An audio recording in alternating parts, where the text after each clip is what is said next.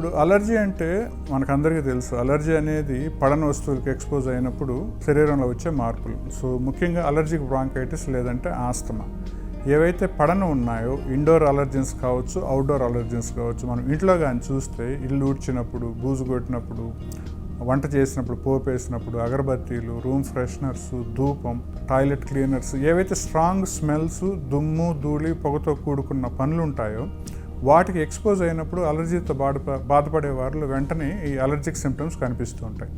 ఈ allergic symptoms తుమ్ములు రావచ్చు, ముక్కు కారవచ్చు, గొంతులో నస, దగ్గు, ఆయాసం, పిల్లికూతురు ఏవైనా కావచ్చు. కొంతమందిలో మాత్రం ఏంటంటే సడన్ ఆస్తమా అటాక్ కూడా దారి తీయచ్చు. ఇంకా బయట చూస్తే అవుట్డోర్ పొల్యూషన్స్, వెహికల్ పొల్యూషన్ కావచ్చు, కెమికల్ ఫ్యాక్టరీస్ కావచ్చు, కన్స్ట్రక్షన్ జరిగినప్పుడు వచ్చే డస్ట్ కావచ్చు, వీటన్నిటితో కూడా అలర్జెన్స్ లోపలికి వెళ్ళి అలర్జిక్ బ్రాంకైటిస్, ఆస్తమాకి, అలర్జిక్ రైనైటిస్కి దారితీస్తాయి అన్నమాట. సో ఎవరైతే ఇటువంటి ప్రాబ్లమ్స్తో బాధపడుతున్నారో వాళ్ళు చాలా వరకు ఏంటంటే పనిచేసే వాతావరణంలో వాడికి పడనివి కానీ ఉంటే, ఎక్కువ పీల్చేవి కానీ ఉంటే అక్కడికి వెళ్ళినప్పుడల్లా వీళ్ళకి ఈ రకమైన ఇబ్బందులు కలుగుతూ ఉంటాయి.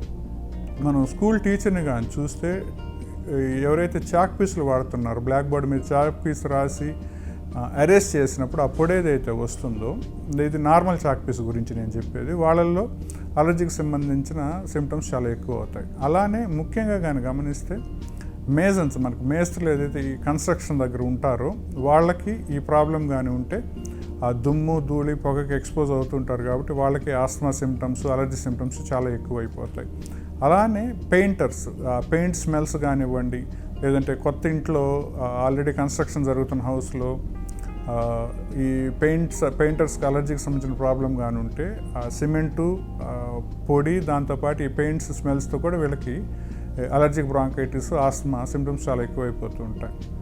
ఇంకా మూడోది వచ్చేసి ప్లంబర్స్, అలానే కార్పెంటర్స్. ఈ కార్పెంటర్స్ ఎప్పుడైతే వుడ్ మీద తోపుడు పట్టినప్పుడు ఆ పొడి లేస్తూ ఉంటుందో ఆ పొడి చాలా వరకు అలర్జిక్ బ్రాంకైటిస్ని, ఆస్తమాని ట్రిగ్గర్ చేస్తూ ఉంటుంది. ఫామ్ హౌస్లు ఉండేవాళ్ళు, ముఖ్యంగా పెట్స్ని పెంచేవాళ్ళు, లేదంటే పౌల్ట్రీ ఫార్మ్స్ ఉండేవాళ్ళల్లో రోజు అక్కడ పనిచేసే వాళ్ళు ఏంటంటే ఫ్రీక్వెంట్గా బర్డ్ డ్రాపింగ్స్ ఎండిపోయి పొడి రూపంలో గాలితో కొట్టినప్పుడు పీల్చినప్పుడు, లేదంటే ఆ ఫెదర్స్ని ఫ్రీక్వెంట్గా వాటికి ఎక్స్పోజ్ అవుతున్నప్పుడు అవి కూడా చాలామందికి పడవు. వాటితో కూడా అలర్జిక్ బ్రాంకైటిస్, ఆస్తమాలు చాలా ఎక్కువ అవుతూ ఉంటాయి.